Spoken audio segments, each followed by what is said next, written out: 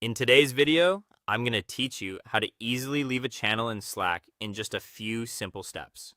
If your Slack sidebar is getting crowded or you no longer need to be part of a specific conversation, leaving a channel is a quick way to keep your workspace organized.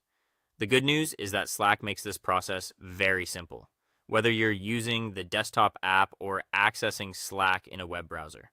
To get started, open the Slack application on your computer or sign in through your web browser.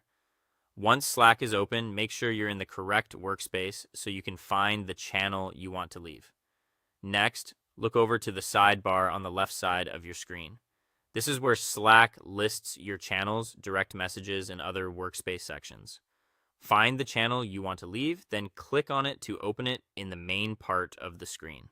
It's a good idea to double check that you've selected the right channel before moving on, especially if several channel names look similar.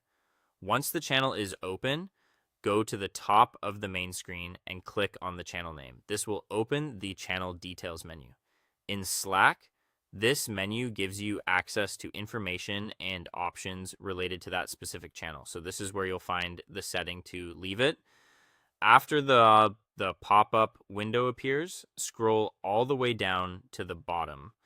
Near the lower part of this menu, you'll see the option labeled Leave Channel. Click on that option to begin removing yourself from the channel. If you don't see it right away, just keep scrolling until you reach the end of the menu.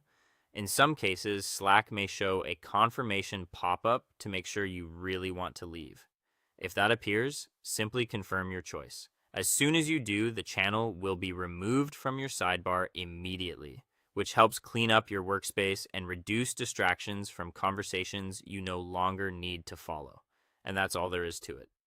Leaving a Slack channel only takes a few seconds once you know where to look.